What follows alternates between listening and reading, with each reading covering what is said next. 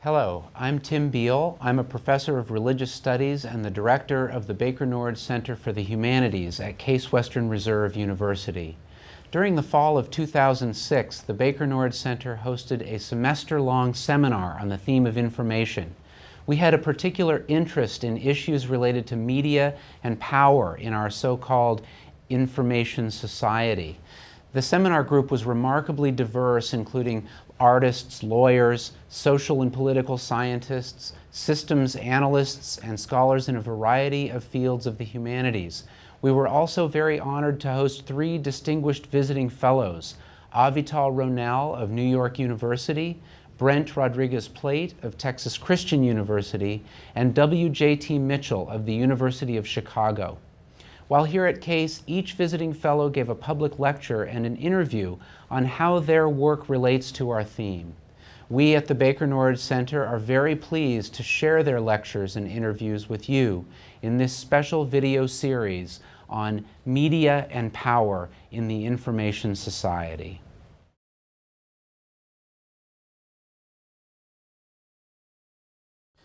Hi, I'm Tim Beal. I'm the director of the Baker-Nord Center for the Humanities at Case Western Reserve University, and with me today is S. Brent Rodriguez-Plate, a professor of religion and media studies at Texas Christian University. Brent, thanks for being with us today. Thank you. It's great to be here. It's great to have you here. I've known your work for a long time I come from the field of religious studies as well, and in religious studies you're well known as one of a handful of emerging scholars who are pushing for a shift from what used to be called religion and the visual arts to what you and some others are calling religion and visual culture. What do you mean by visual culture, and how is that different from the study of visual arts? Yeah, it certainly draws on the background in visual arts, but it mixes it with fields of anthropology and sociology. It's interested in what people, to put it bluntly, it's interested in what people do with pictures.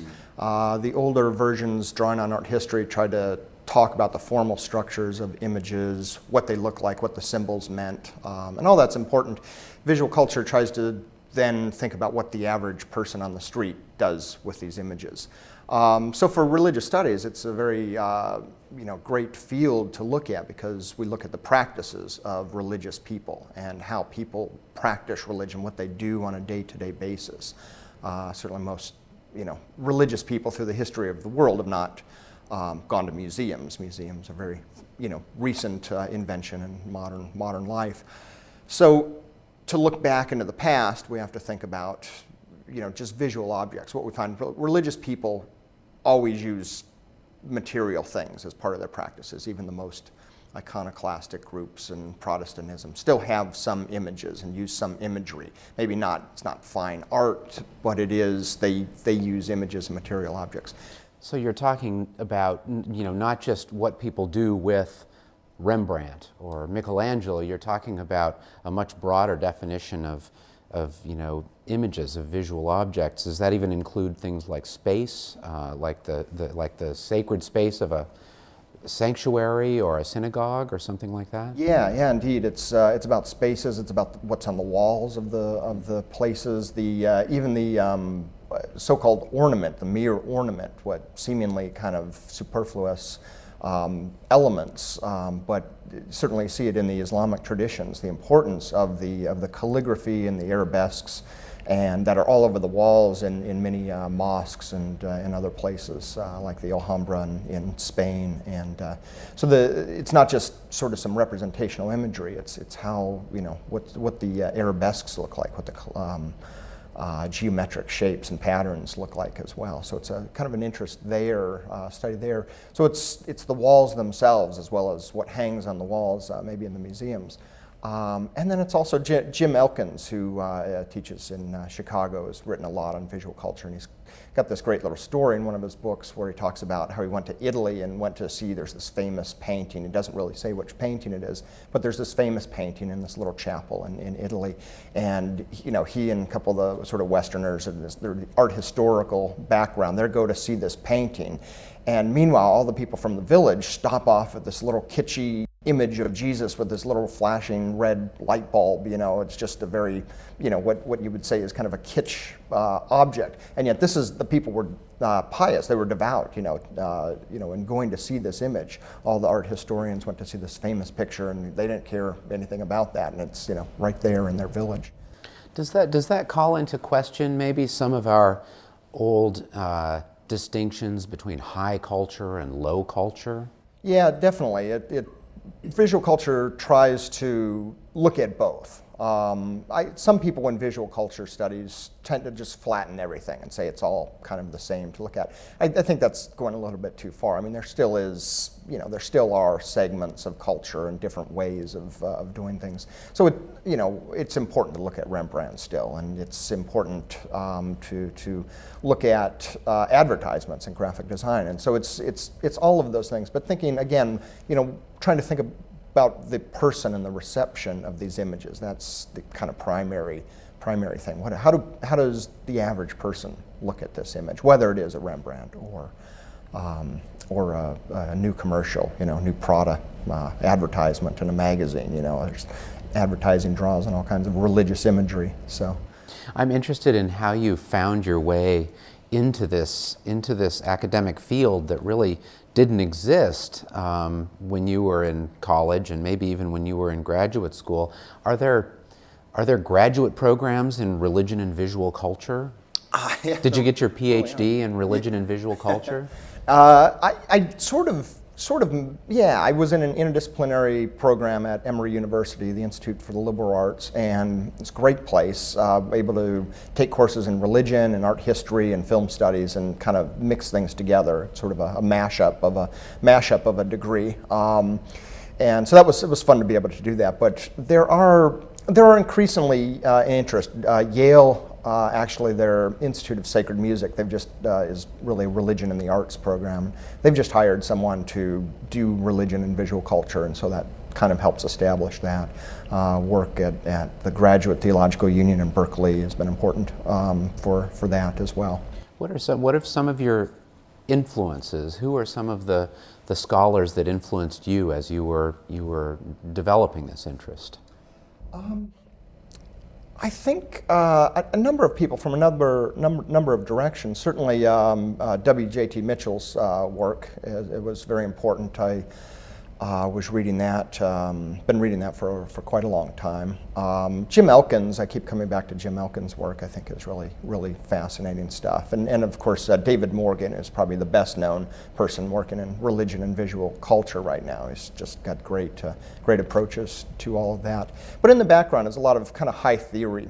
Going through graduate school in the early mid 1990s. Theory was big, and reading Derrida and all the French theorists, especially Julia Kristeva, was very influential. Her work, and I keep coming back to her work. I think especially is very, very critical. Just as different ways to think about how we use language and how images and arts might be different in how people understand those things and how people come to reflect on the arts and music and in ways that can't be captured by words. I mean, I think that's one of the key distinctions, is that trying to get at something that words don't fully get at. What goes on in an image. I mean, there's a certain dimension about art and images that you can talk about and you can explain away, but there just always seems to be this surplus. There's always sort of something left over that can't be explained. And Roland Barthes, the French theorist, talks about that at a few points. He tried to apply this kind of semiotics to images and tried to find ways to analyze it.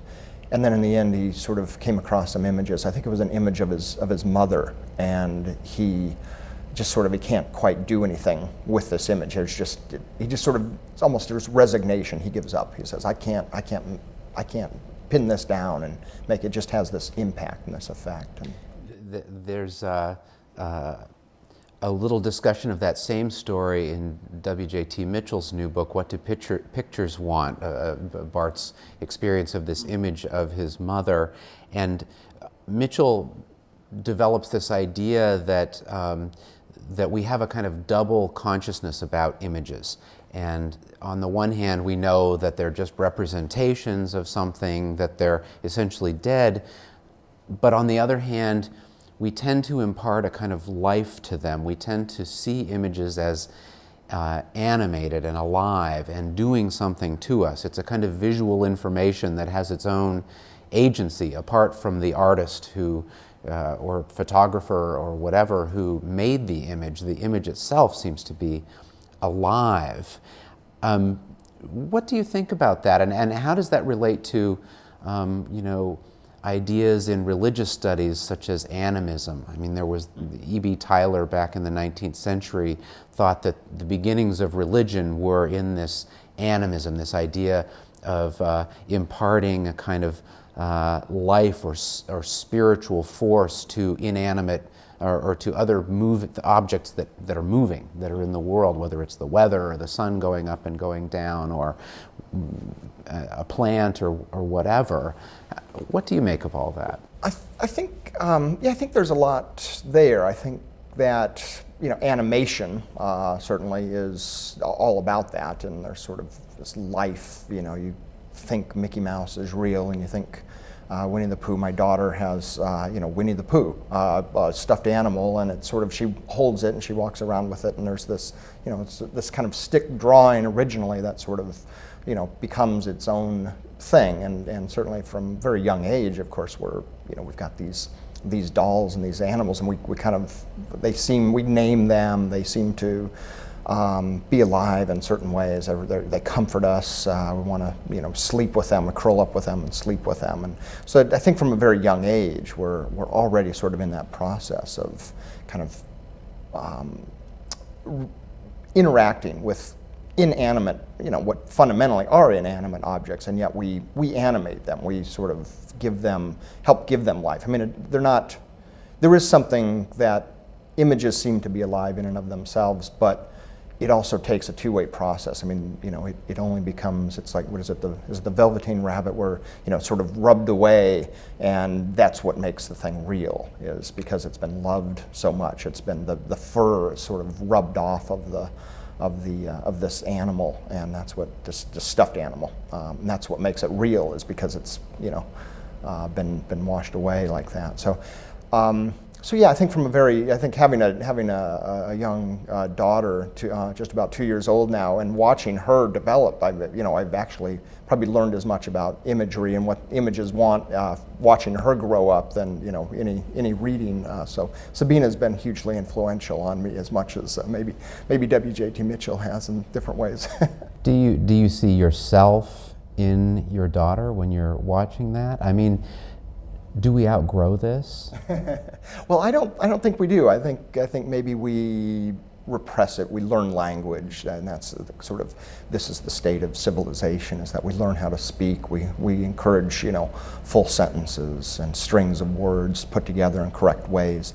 And the imagination, I think, the images of the imagination, that kind of link of the verbal relation between image and imagination, begins to be a little more repressed. We don't, or suppressed.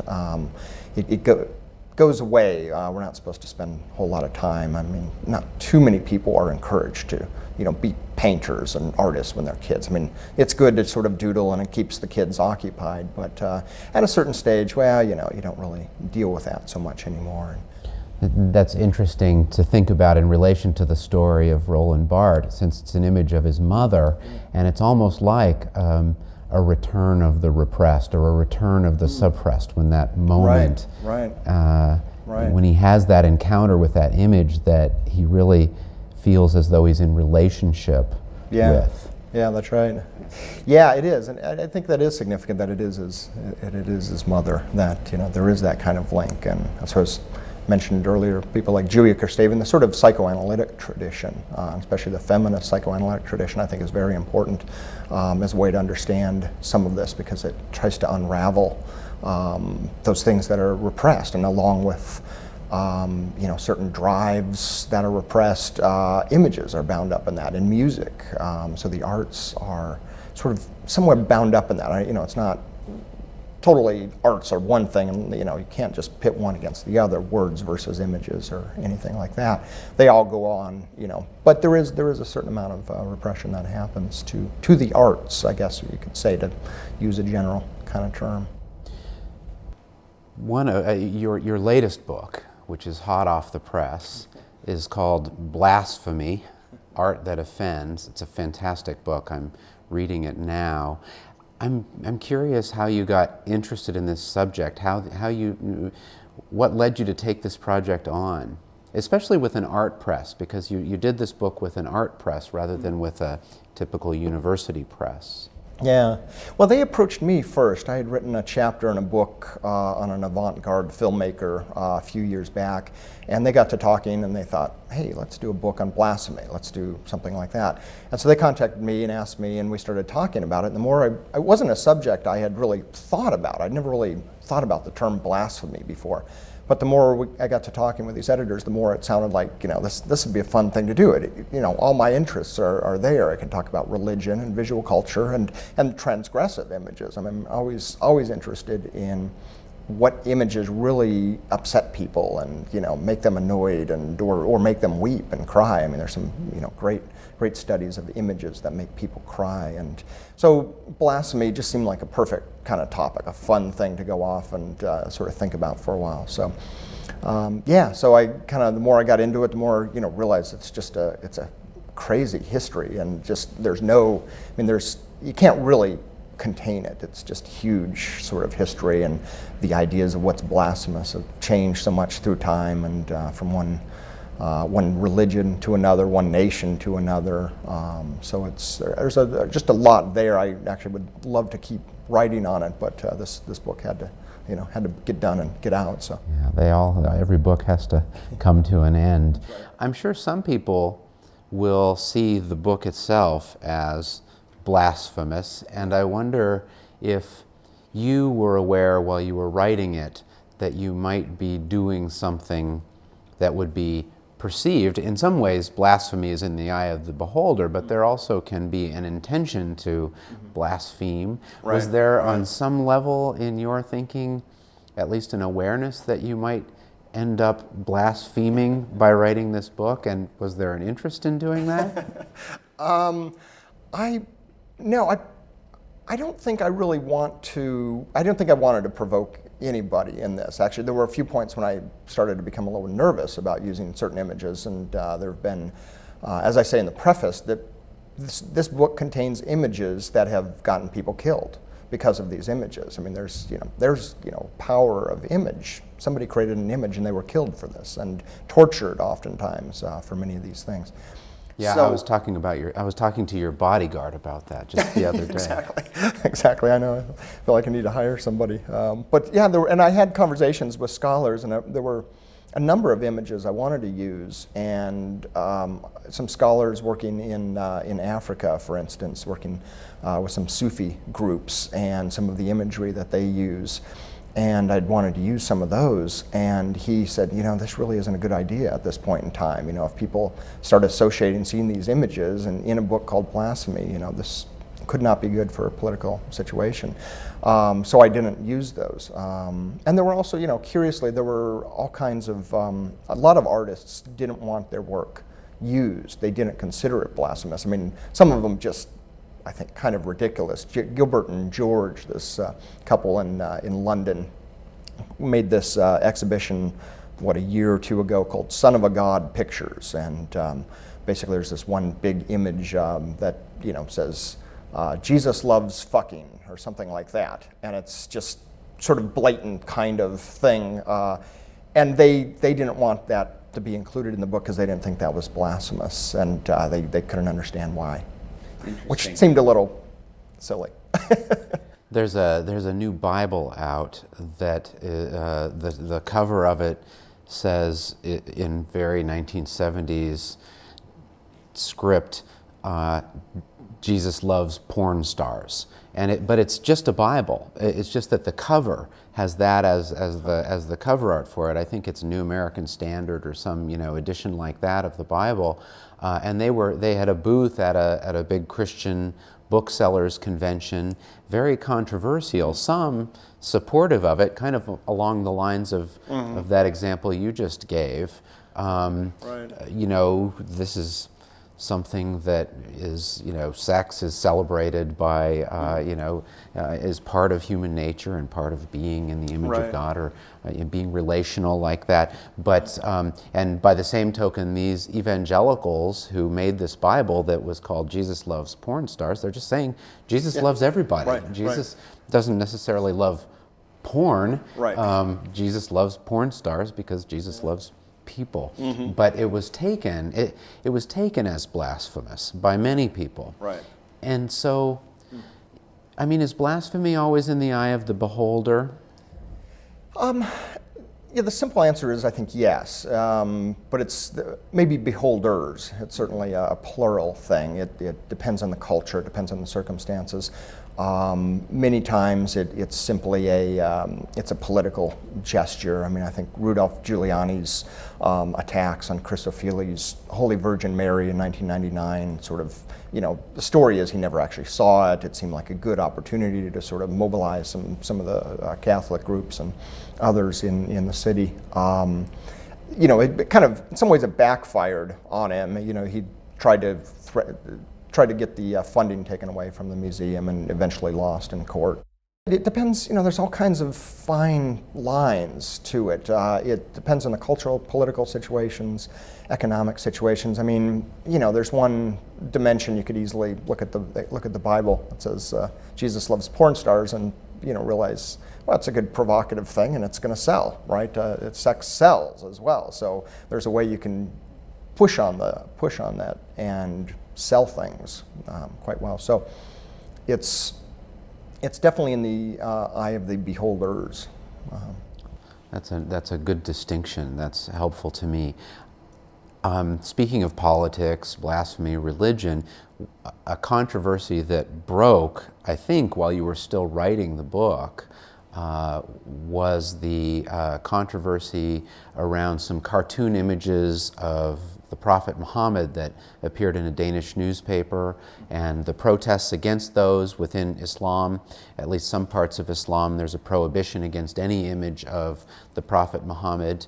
I understand that's not been the case throughout the entire history of Islam, but certainly some took that as a transgression of that. And then on the other hand, there were protests, in support of free speech and free expression. All of that was happening, kind of broke while you were writing the book, and you ended up writing about the controversy in the book.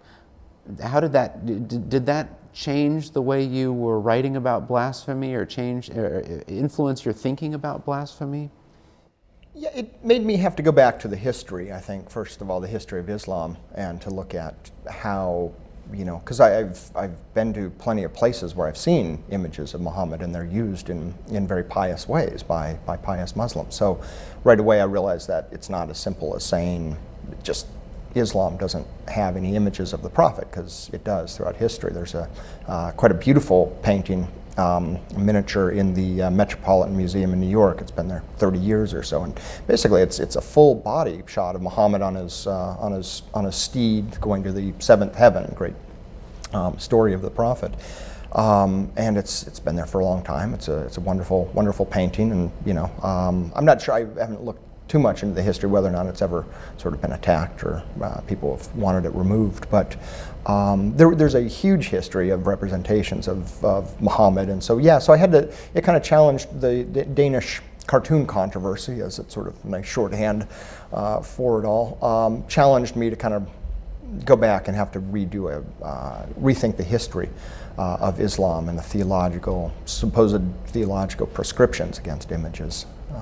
which was good for me. And then I had to, of course, then compare that with Judaism, with Christianity. Think about, is this different today? Is it just, what you realize, of course, is that Islam is an enormous, religion, 1 billion or so adherents today, and billions more through history. So to say there's one prescription is obviously a problem.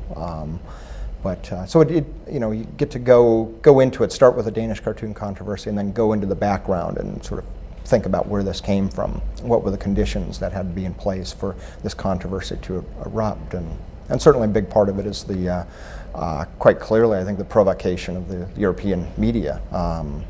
When they were first displayed in September of 2005, few people protested, but they kept repeating it. They kept basically printing them again, and they created their own news, and it was provocative news, and it sold.